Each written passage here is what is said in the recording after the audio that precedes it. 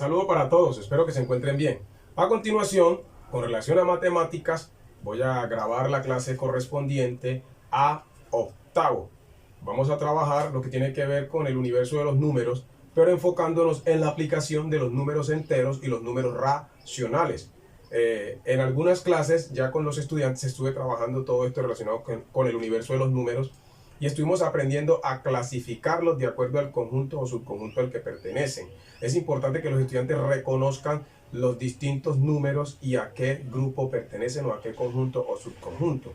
Así que voy a repasar lo de la clasificación, pero me voy a enfocar en los números enteros y en los números fraccionarios. Voy a aplicar en los enteros, voy a hacer lo que corresponde a polinomios aritméticos y cosas como esas. Por lo tanto, es necesario que repasemos las operaciones de manera individual. Y también en los fraccionarios voy a hacer algunos polinomios utilizándolos a ellos. Por lo tanto, es importante que recordemos cómo se resuelven las operaciones con fraccionarios. Entonces, con relación a la clasificación de los números por conjunto y subconjunto, los grupos venían viendo conmigo. Yo les había enseñado el esquema que es el universo de los números. Vamos a recordarlo rápidamente. Y les había dicho que los números se dividen en dos: los reales, ¿cierto? Y los imaginarios. Pero los imaginarios están dentro de los complejos, ¿cierto? Entonces pongamos por aquí los imaginarios. Ahora, los números reales se dividen en dos grupos, que eran los números racionales y los números irracionales. Recordemos que los irracionales se representan con la Q, la comillita, la Q y un asterisquito donde va esa comilla, o con una I, que es como en mayúscula así, ¿cierto? Como así.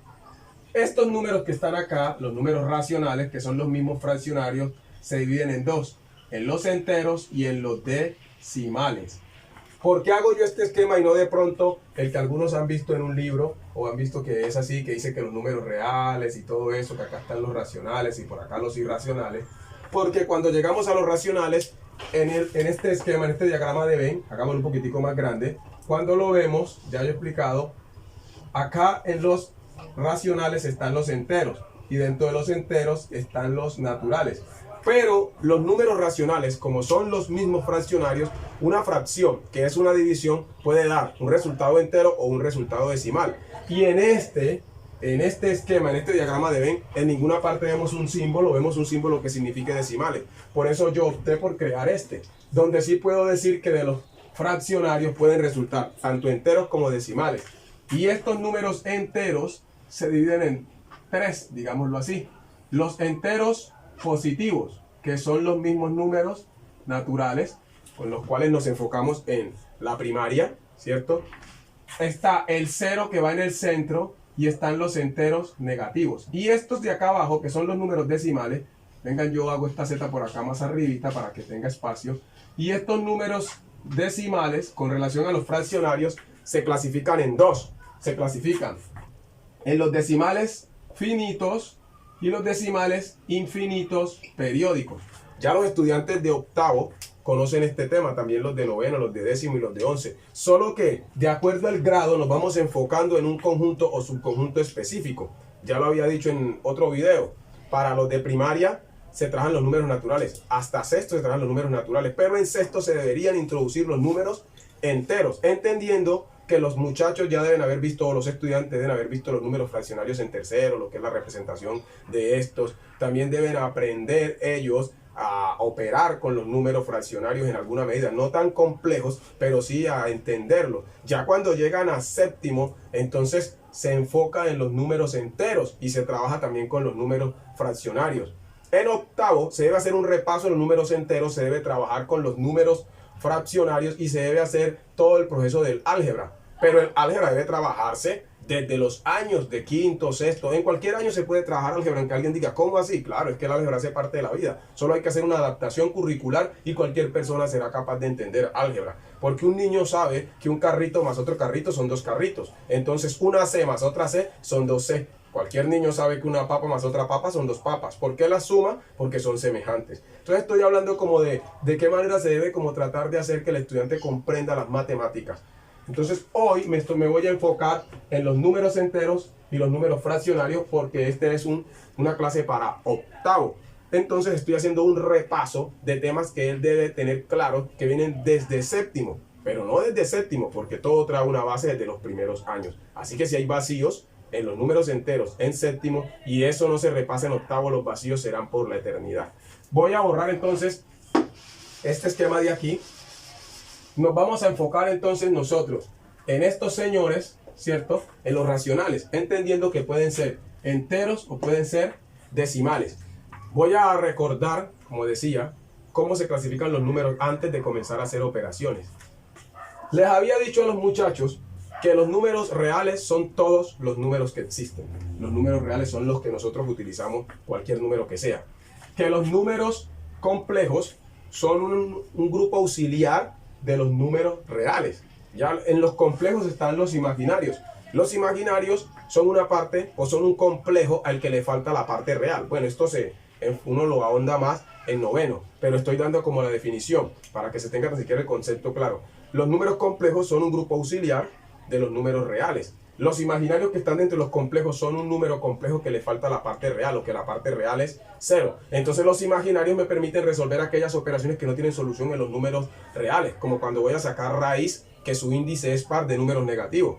Raíz cuadrada de menos 25. No tiene solución en los números reales, pero si le ponemos un imaginario, que es i al cuadrado, siendo i al cuadrado menos 1, entonces la raíz cuadrada de 25, si yo digo aquí no tiene solución en los números enteros o en los números reales, no tiene solución. Pero si yo me imagino que menos 25 está multiplicado por i al cuadrado, sabiendo que i al cuadrado es menos 1, entonces el resultado va a ser más o menos 5i. ¿Qué significa ese 5i? Esa i significa que lo resolví en los números imaginarios, ya que no tenía solución en los números reales. Los estudiantes de octavo deben tener idea de esto. Lo que no trabajan es con esto. Ya esto se entra a trabajar en noveno. Pero es importante que los estudiantes tengan conocimientos generales, conozcan la teoría, la definición, que no crean que los números son números y ya. No, los números tienen una clasificación por conjuntos y subconjuntos. Entonces, clasificando, vamos a empezar. Supongamos que ahí me ponen el 12. ¿Qué es el número 12? El 12 es un número natural. ¿Por qué es natural? Observen, los reales son todos los números que utilizamos. Se dividen en racionales e irracionales. Los racionales son los mismos fraccionarios. Y entendiendo que una fracción es una división, puede dar un resultado entero o decimal. Cuando los niños están en la primaria, les hacen una división y creen que la división termina. Supongamos que yo tengo aquí 124 dividido 3. ¿Cierto? Vamos a ver si este número es divisible. Bueno, no es divisible exactamente. Entonces me va a dar un residuo distinto a 0. Dijimos que esto estaba 4 veces. 4 por 3, 12. A 12, 0. Bajo el 4 está una vez. Y me sobra 1. Ya ahí supuestamente terminó la división. Ahí no terminó la división. Para un niño de primaria cree que la división terminó ahí. Pero la división no ha terminado. ¿Por qué? Porque sobró algo distinto a 0. Entonces yo puedo seguir dividiendo. Simplemente supongo que este número que está aquí es 10 y lo vuelvo a dividir en 3. Entonces 3 en 10 está una vez y vuelve y sobra 1. Entonces la respuesta realmente era 41,3333 hasta el infinito. ¿Qué estoy trabajando aquí? Ya no estoy en los naturales, estoy en los números racionales. Me dio un resultado decimal infinito periódico, un decimal infinito periódico. Pero si yo tengo para dividir, un ejemplo, 7,000 pesos o 7 en 2, me queda 3,5. ¿Por qué? La mitad de 7 es 3,5, porque la mitad de 70 es 35, la de 700 es 350, la de 7,000 es 3,500, la de 7 millones es 3,500,000. Entonces, cuando nosotros nos enseñaron a dividir, nos dijeron que cuando yo divido a 7 en 2, está 3 veces y sobra 1. Y creíamos que ahí terminaba. No, ahí no terminó. Nosotros teníamos 7, lo repartimos en 2, salimos a 3. Pero sobraron ¿cuánto? Sobró 1. Significa que todavía falta seguir dividiendo. Entonces a los niños les dejan eso hasta allí. ¿Ya terminó? No. Esa es una división que en los números naturales queda allí. Pero en los números reales tiene más proceso. Cuando trabajamos con los números decimales, entonces el resultado, la mitad de 7 es 3,5. Algunos niños crecen creyendo que los números impares no tienen mitad. Todo número tiene mitad. Todo número es divisible entre todo número. No importa si el resultado es decimal o entero, pero siempre tendrá solución. Solo que a veces el resultado será entero, otras veces será decimal. ¿Qué significa eso? Que al dividir puede que el residuo sea 0 o puede que el residuo sea un número distinto a 0. Entonces sobra algo. que es lo que decimos residuo. Eso es como digamos la cantidad de la discordia. Si estuviéramos hablando en la vida real, haciendo una división, repartiendo algo, ¿qué diríamos nosotros? Repartimos 124 para 3, salimos a 41 aproximadamente, porque sobraron ¿cuánto? Sobró 1, ese 1 es lo que no podemos repartir, por eso la respuesta real es 41,33333 hasta el infinito. Entonces es importante que cuando una persona ve un número, sepa de qué se le está hablando, no que diga, ah, no, ese es un número, no, eso no es un número solamente.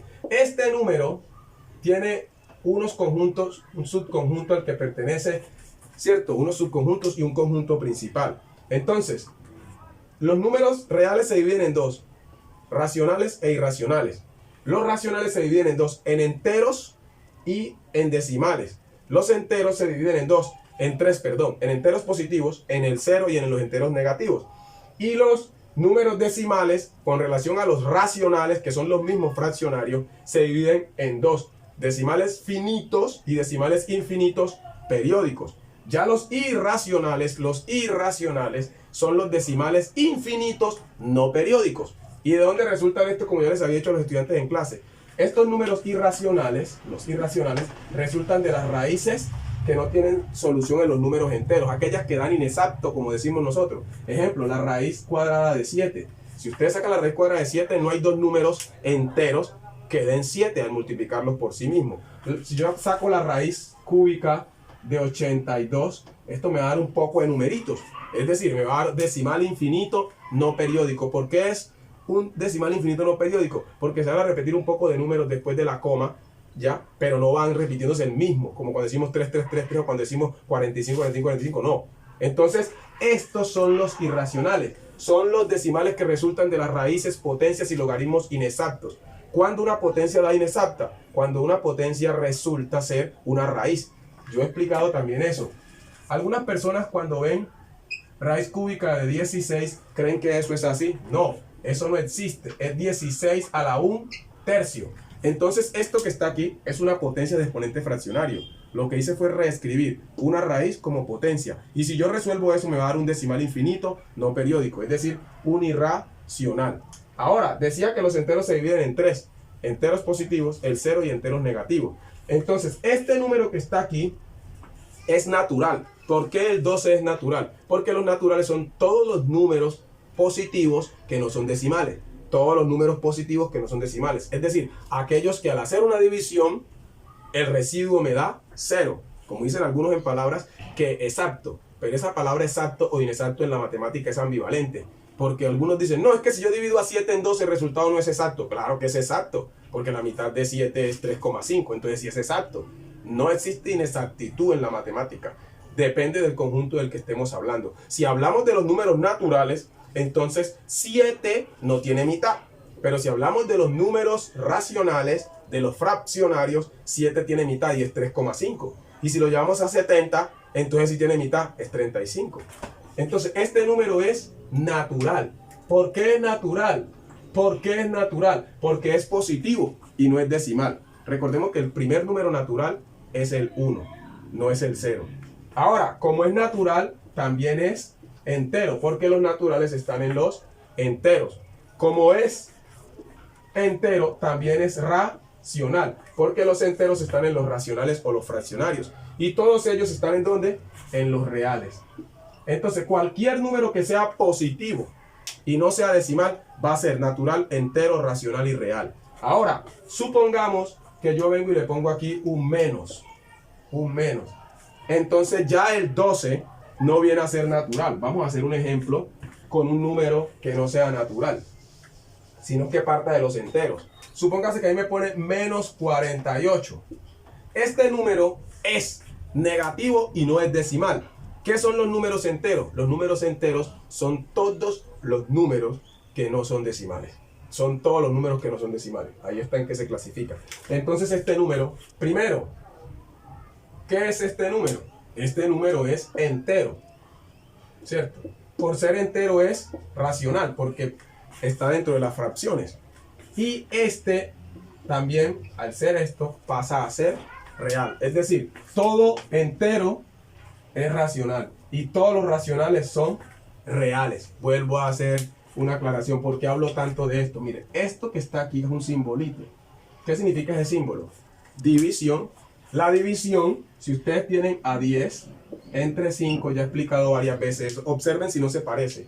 Este 5 es el circulito de abajo y este 10 es el circulito de arriba. Y miren la línea. Entonces, cuando ustedes vean una fracción, no piensen en otra cosa. Es una división. Realmente no existe 10 quintos. 10 quintos es 2. Ahora, el número que dio, ¿a qué pertenece?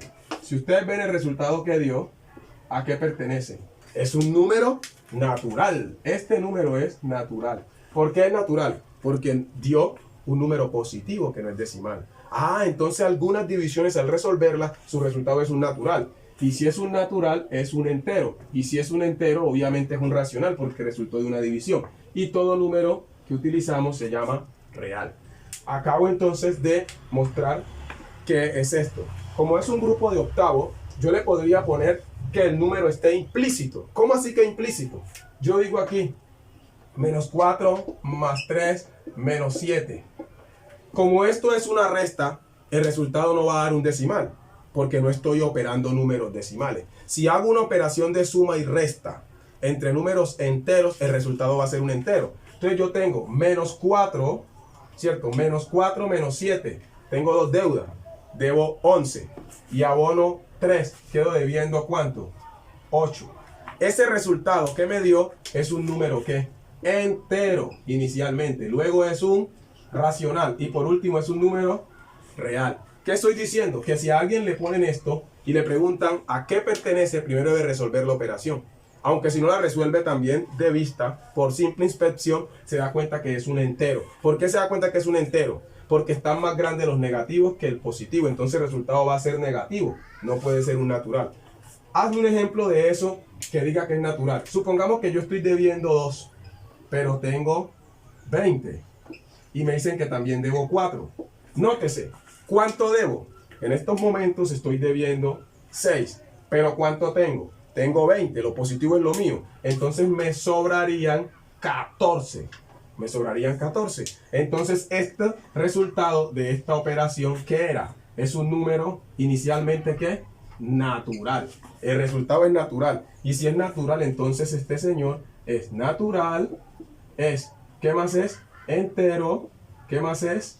Es racional. Y por último es real. Entonces estoy mostrando que a veces yo debo saber la operación, qué resultado da para clasificarla en natural o en entero. Acabo de mostrar, porque no siempre el profesor les va a dar a ustedes el número. No siempre les va a dar el número. El resultado está escondido o implícito. Quiero decir algo en este momento. ¿Qué son las operaciones como tal? Soy de los que digo que las operaciones no existen. Las operaciones son una manera de esconder una cantidad. Vamos a probarlo. Si yo digo 5 más 2, ninguno de ustedes va a decir 5 más 2. Usted va a decir 7.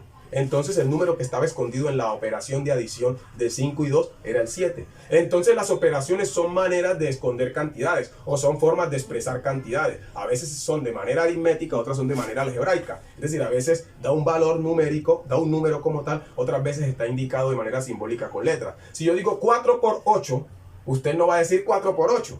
Si se sabe las tablas va a decir 32. Entonces no existe 4 por 8. Si a mí me ponen así 4 por 8, yo digo, esto pertenece ¿a quién? A los números naturales. ¿Por qué? Porque el resultado es un número entero positivo. Y si es natural, es entero. Si es natural, es entero. Y si es entero, es racional. Y todos son reales. Entonces es importante que tengamos claro que las operaciones son una manera de esconder una cantidad. Las operaciones son una manera de esconder una cantidad. Entonces cuando ahí me ponen, bueno, haga esto, raíz cuadrada de 16, ¿qué me va a dar? 4, entonces natural. Pero me ponen raíz cuadrada de 162.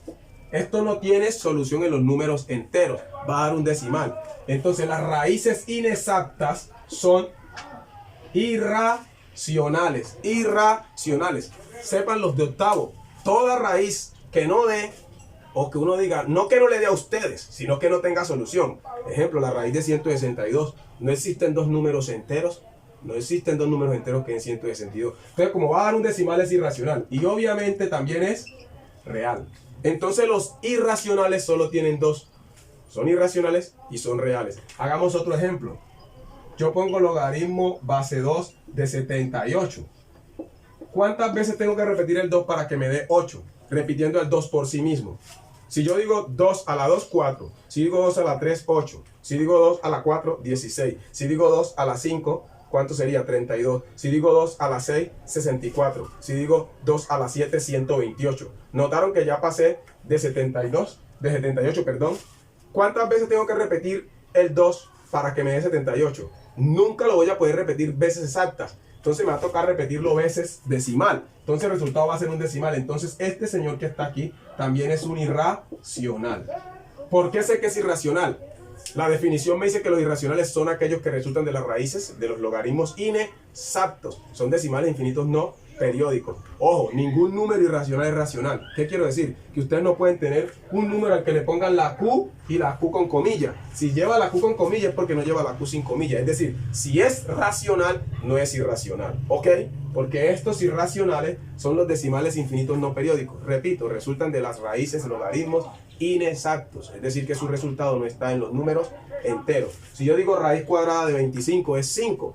Entonces no es irracional, porque 5 por 5 sí, da 25, entonces ese es natural. Si digo raíz cúbica de, digamos de 100 me daría ¿qué? Un decimal, porque no, cuando consigo tres números que por sí mismo den 100, entonces sería un irracional. La raíz cuarta de 3 me va a dar un decimal infinito no periódico, entonces es irracional. Resumamos, los irracionales son los que resultan de las raíces inexactas y los logaritmos igualmente inexactos. En palabras sencillas, si ustedes no les da, pero no porque ustedes no sepan, sino que si ustedes no les da exacto, es un irracional.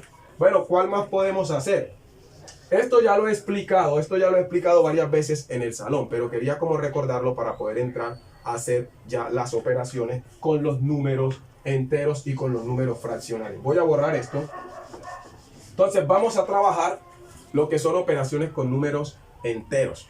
Vamos a recordar primero la suma y la resta de números enteros, es decir, reducción de números enteros. Luego recordamos la potenciación, la radicación y la logaritmación para hacer algunos polinomios.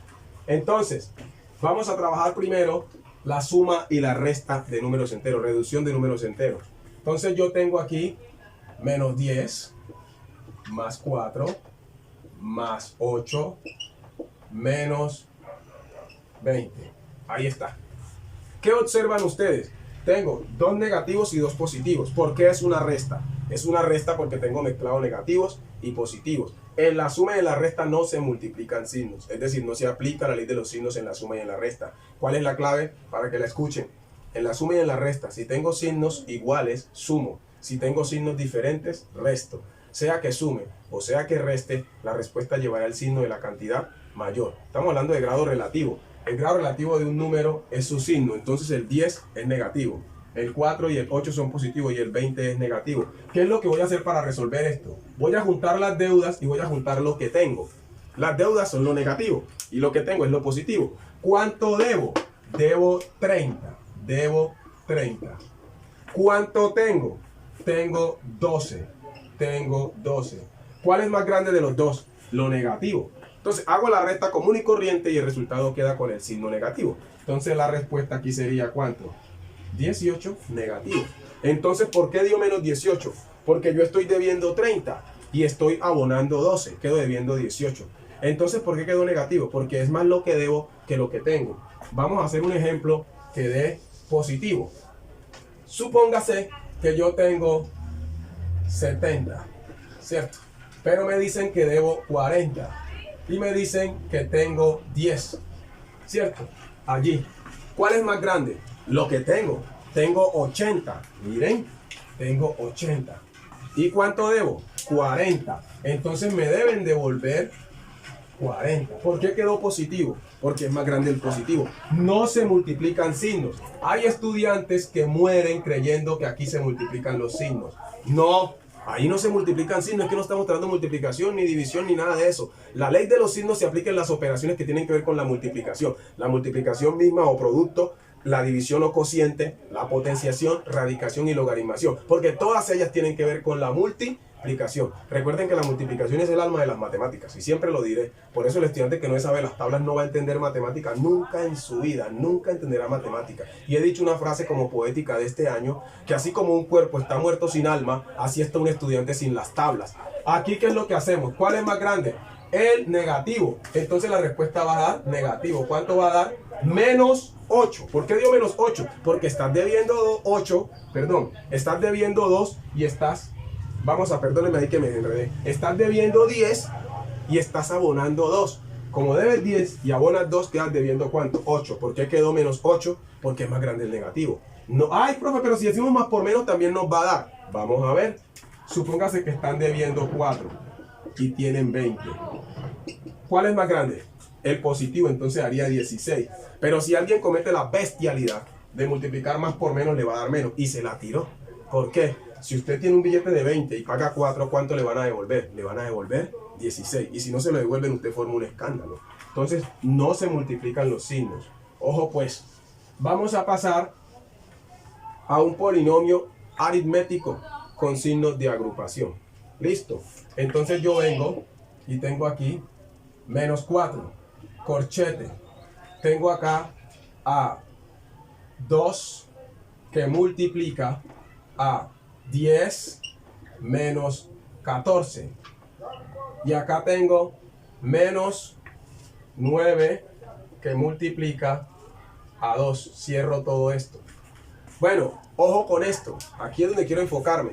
Es un polinomio aritmético. Se resuelven de adentro hacia afuera, aplicando jerarquía de las operaciones. ¿Qué dice la jerarquía de las operaciones? Si yo tengo las siguientes operaciones.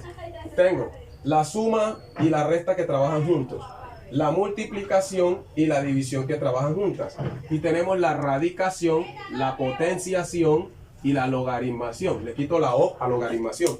Estas dos trabajan en conjuntos. Estas dos trabajan en conjuntos. Y estas tres trabajan en conjunto, porque son complementarias. ¿Cómo se resuelven? Ojo pues que le voy a poner un número a cada una.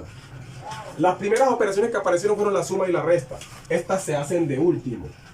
Estas se hacen de segunda y estas de primera. ¿Qué estoy diciendo? Que al tener un polinomio aritmético donde aparezcan estas operaciones mezcladas, es decir, donde esté la suma, la resta, multiplicación, división, potenciación, radicación y logaritmación, voy a resolver primero las potenciaciones, logaritmos y radicaciones. Luego resuelvo las multiplicaciones y las divisiones. Y por último las sumas y restas. En este caso, de estas operaciones aparecieron. Aquí está la multiplicación y aquí también. Y tenemos la suma y la resta. ¿Qué voy a hacer yo? Voy a resolver de adentro hacia afuera, aplicando la jerarquía de las operaciones. ¿Qué significa eso? Que si ahí me dicen 4 por 2 menos 10, yo no puedo restarle a 2 10. Primero multiplico 4 por 2, 8. Y le resto 10 y me quedaría menos 2. ¿Por qué me quedaría menos 2? Porque es más grande el negativo. ¿Por qué primero no resté? Porque primero se resuelve la multiplicación y la división antes que la suma y la resta. Vamos a hacer otro ejemplo así cortico. Supóngase que yo tengo 10 más 4 dividido 2. Ya. Yo no puedo decir 10 más 4, 14. Dividido 2, 7. Esto sería un error. Debo primero resolver esta parte que está aquí. 4 dividido 2 me da 2 y se lo debo sumar a 10. Entonces la respuesta es 12. ¿Por qué primero dividí? Porque la división va primero en orden jerárquico que la suma y la resta. La división va primero en orden jerárquico que la suma y la resta. Igualmente la multiplicación va de primera en orden jerárquico que la suma y la resta. Suma y resta son las últimas que se resuelven cuando están mezcladas con las otras operaciones. Entonces voy a resolver acá. Ahorita hago un resumen de esto de la jerarquía de las operaciones. Tengo aquí, voy a resolver esta parte. ¿Por qué lo voy a resolver de primera? Porque está dentro del paréntesis. Esto lo voy a resolver antes de afectarlo con lo demás, porque la multiplicación va primero. Y luego lo que me dé acá adentro lo voy a afectar con el menos 4. Las operaciones se interpretan aquí en este caso de adentro, perdón, se interpretan de afuera hacia adentro, pero se resuelven de adentro hacia afuera. Significa que esto es una multiplicación. El 4 está multiplicando lo que está adentro. Entonces, vuelvo a poner menos 4. Pongo el corchete, dejo el 2 y resuelvo esto acá. Entonces debo tener claro los temas anteriores. ¿Por qué va a quedar menos 4? Va a quedar menos 4 porque es más grande el 14. Luego, ley de los signos. Menos por más, menos. Menos por más, menos. Y me da 9 por 2, 18. Cierro aquí, sigo por aquí bajando. Ahora dejo el menos 4, perdónenme ahí. Y resuelvo esta multiplicación. Ley de los signos. Más invisible por menos me da menos. 2 por 4, 8. Y acá debía 18. Entonces, en vez de ponerme a multiplicar 4 por los de adentro, resuelvo lo que está acá adentro. Entonces digo, menos 4 y resuelvo lo que está adentro. Menos 8, menos 18 me da menos 26. ¿Por qué me está dando negativo? Porque estoy sumando dos deudas. Fue lo que expliqué al principio de la clase. Por último, voy a multiplicar a 4 por 26. ¿Por qué voy a multiplicar? Nótese, entre el 4 y el signo de agrupación no hay ningún signo de operación. Cuando entre un número o un término y un signo de agrupación no hay ningún signo visible, es una multiplicación. Repito, cuando entre un término, sea número o letra, y un signo de agrupación no hay ningún signo visible, indica multiplicación. Entonces voy a multiplicar. Ley de los signos. Menos por menos, más. Ahora voy a multiplicar 4 por 26. Es como decir 4 por 20 más 4 por 6. 4 por 20, ¿cuánto es? 4 por 20 es 80. Y 4 por 6 es 24. Entonces esto me da 104. 104 positivo. ¿Cómo lo multipliqué? Tomé como que esto fuera 20 más 6. 4 por 20, 80. Más 4 por 6, 24. Los 20, el 20 con el 80, 100. 104. Listo. Y como es positiva, borro el signo porque no es necesario ponerle el signo. Acabo de hacer un polinomio aritmético. ¿Qué voy a hacer ahorita? Voy a recordar lo de los fraccionarios, que los estudiantes de octavo ya deberían de saber manejarlo. Pero como estamos repasando, vamos a recordar los fraccionarios para aplicar esta misma jerarquía de las operaciones. ¿Listo? Pero hagamos un polinomio todavía donde pongamos radicación y logaritmación. Supóngase que nos ponen a nosotros que tenemos raíz cuadrada de 16. No, pongamos de 121. Para poner a los estudiantes en el examen de 16. Que multiplica a menos logaritmo base 2 de 16, ¿cierto? Y que esto está sumando a 4 a la 3 menos 10. Cerremos aquí.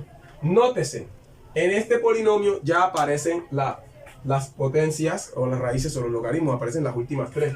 ¿Qué voy a resolver yo? Primero resuelvo esta y esta. ¿Por qué resuelvo esas tres de primero? Porque las raíces, potencias y logaritmos se resuelven de primero o en orden. Vamos a trabajar esto.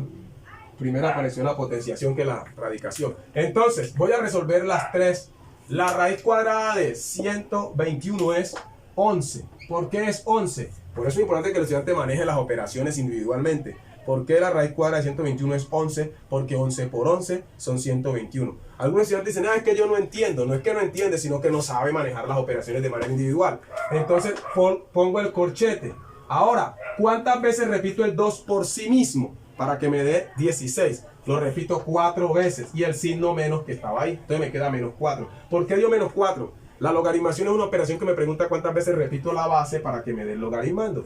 Ahora, dejo el más aquí y resuelvo esto. 4 a la 3 es 64. No 12 como creen algunos. Recuerden que 4 a la 3 es 4 por 4 por 4. Y le tengo acá menos 10. Cierro y cierro. Sigo por aquí bajando. Dejo el 11. Pongo el corchete. Dejo el menos 4. Y voy a resolver lo que está dentro del paréntesis. Es una resta. Miren, el 64 es positivo y el 10 es negativo. Es más grande el positivo. Queda 54. Luego pongo el 11. Pongo el corchete. ¿Y qué voy a hacer ahorita? Voy a resolver la multiplicación. Primero los signos. Más por menos, menos. ¿Y cuánto es 4 por 54? Es como decir 4 por 50, ¿cierto? Más 4 por 4. Eso me daría 116. Preguntan, ¿cómo sabe que da 116? Porque 4 por 5, perdón, daría 216. Listo. ¿Cómo me di cuenta? Porque 4 por 5 son 20, 4 por 50, 200 y 4 por 4, 16. Varios estudiantes me han dicho, pero ¿cómo es que usted la hace? Miren, yo tomo el 4 y lo multiplico por 50 más 4. Eso es lo que hago yo. Es que no existe el 54. Entonces digo, 4 por 50 y 4 por 4. 4 por 50, 200. Y 4 por 4, 16. 216. Ahora los signos más por menos, menos. Por último, ¿qué voy a hacer? Voy a multiplicar a 11 por ¿cuánto? Por 216. Voy a hacerlo acá arribita o aquí mismo. No, por aquí. El 216 no existe. Es 200 más 10 más 6. Entonces digo, 11 por 200 es como decir 22 y pongo los ceros. Es 2200. Acabo de multiplicar 11 por 200. Ahora más 11 por 10. Eso me da 110. Y 11 por 6, 66. ¿Qué estoy resolviendo? Esta multiplicación. Solo que la estoy haciendo entendiendo que los números están conformados por unidades, decenas y centenas. Ahora, sumo todo esto y me va a dar 2376. 2376. ¿Cómo lo hizo? Uní los miles con los miles. 2000. Ahora, 200 con 100, 300. Y 60. Y 60 y 10, 76. Ustedes lo pueden hacer con la calculadora. No hay ningún problema para que lo verifiquen. Acabo de terminar un polinomio aritmético donde mezclé las operaciones distintas y trabajé lo que es la jerarquía de las operaciones. Primero resolví potenciaciones, radicaciones y logaritmaciones. Luego multipliqué y por último sumé y resté. O en este caso multipliqué al final, porque la suma y la resta estaban dentro de un paréntesis. Bueno, vamos a recordar los fraccionarios. Yo tengo la suma y resta de fracciones. Si yo tengo un u sobre b más o menos x sobre y, estoy recordando la suma de fracciones o la resta. Se suma este con este, pero multiplicándolo, y este con este. Digo alguien, no entendí. Digo u por y, luego más o menos b por x, ¿sobre quién? Sobre b por y. Lo estoy mostrando en forma general. Ahora lo voy a hacer con números. Supóngase que a mí me dan 4 tercios más 7 medios. Según el esquema que estoy diciendo, voy a coger este por este por este y este por este. Diagonal principal, 4 por 2, 8, más 7 por 3, 21, ¿cierto? O 3 por 7 y 3 por 2, 6. Ahora, ¿qué hago? Voy a sumar, me da 29 en la parte de arriba y 6 en la parte de abajo. 6 en la parte de abajo. Entonces voy a mirar si es simplificable. El 6 tiene mitad, pero el 29 no. El 6 tiene tercera, pero el 29 sí tiene tercera.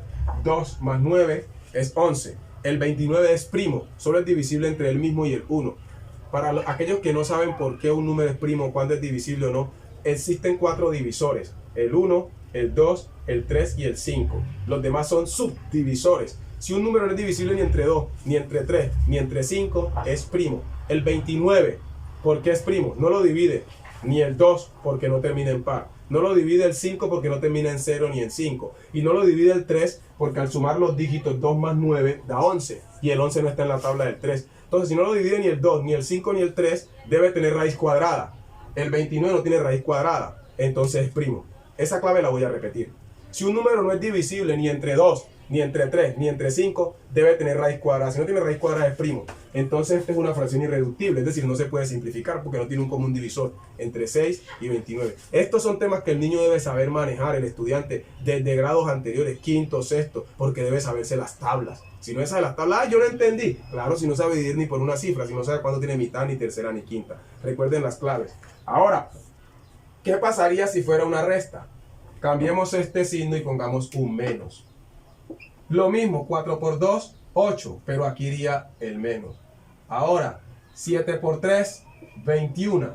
Entonces, se va a hacer la resta. En este caso quedaría negativa la respuesta. Vamos a buscar otro marcador. Se está haciendo oscuro, pero me tocó grabar a esta hora para que no me molestara la perrita. ¿Cuál es más grande? El negativo. 21 menos 8. Es como decir 20 menos 8, 12, pero falta 1, 13 sobre 6. Bueno, es más difícil explicar cómo hago la operación, ¿no? ¿Cómo hice esa operación? Hice la resta, pero es más grande el negativo. ¿Pero qué dijiste? Yo le quité el 1 y lo dejé en 20. 20 menos 8 es 12, pero me falta 1 que le quité al 20, entonces da 13. Y queda menos 13 sobre 6. Tampoco se puede simplificar porque el 13 es primo. No lo divide ni el 2, ni el 3, ni el 5, y tampoco tiene raíz cuadrada. Acabo de explicar cómo es la resta. Vamos entonces a trabajar la multiplicación y división. Si yo tengo la multiplicación u sobre b por x sobre y, esta es muy fácil. Se multiplica numerador por numerador y denominador por denominador. Es decir, que voy a multiplicar u por x sobre v por y. Bueno, voy a hacer un ejemplo con números. Supóngase que tengo 9 quintos multiplicado, mire que puse paréntesis, 4, digamos, tercios. ¿Qué significa eso? Voy a multiplicar el numerador por el numerador y denominador por denominador. 9 por 4, 36. Y 5 por 3, 15. Pero aquí no he terminado. ¿Por qué? Voy a ver si es simplificable. El 36 tiene tercera. ¿Por qué? Porque 3 más 6 son 9. Al sumar los dígitos, y si el resultado está en la tabla del 3, entonces tiene tercera. Y el 15 también. ¿Por qué tiene tercera el 15? Porque 1 más 5 son 6. ¿Qué es la tercera? Dividir entre 3. La tercera de esto es 12. Y la tercera de esto es 5. Entonces la respuesta realmente es 12 quintos. Un estudiante de octavo debe ser capaz de simplificar. Es que él pasó por tercero, por cuarto, por quinto y por séptimo. Él debe saberse las tablas, debe saber dividir por una cifra. Y le estoy dando las claves. ¿Cuándo tiene mitad? Cuando termina en 0, 2, 4, 6 u 8. ¿Cuándo tiene tercera? Cuando al sumar sus dígitos el resultado está en la tabla del 3, en la columna de los productos. ¿Y cuándo tiene quinta? Cuando termina en 0 y en 5. Y si no tiene mitad, ni tercera ni quinta, debe tener raíz cuadrada. Si no tiene raíz cuadrada, el número es primo. Miren este número que voy a poner acá arriba. 121. 121 no tiene mitad porque no termina en par. No tiene tercera porque 1 más 2 más 1 son 4. No tiene tercera. Y no tiene quinta porque no termina ni en 0 ni en 5. Pero tiene raíz cuadrada. La raíz cuadrada de él es 11. Entonces él no es primo porque lo divide el 11, el 1 y el 121. Para que sea primo debe tener solo dos divisores, el 1 y el mismo. Entonces acabo de recordar cómo se resuelve, perdónenme, aquí borro con este trapo, cómo se resuelve la multiplicación. Vamos a ver cómo se resuelve la división. Supongamos que tenemos u, ¿cierto?, sobre b dividido x sobre y. Este símbolo es el de la división. Entonces multiplico en cruz este por este y este por este, pero no los dos de abajo. Entonces digo u por y sobre b por x. Ahí está. Vamos a hacer un ejemplo. Tenemos 10 tercios dividido, para que ustedes vean el símbolo que les encanta. Ay, yo no conozco el otro símbolo. Y acá tenemos 4, digamos, novenos. ¿Cómo se resuelve? Este señor por este señor y este señor por este señor. 10 por 9, 90. Sobre 3 por 4, 12. Y aquí ambos tienen mitad y ambos tienen tercera. Si quiero le saco primero mitad. Mitad 45. Mitad 6. Ahora, ahí no he terminado. Porque el 6 tiene tercera, que es 2. Y el 45 también tiene tercera. ¿Cómo sé que tiene tercera el 45? Porque 4 más 5 son 9. Ah, entonces, ¿cuál es la tercera de él? 15.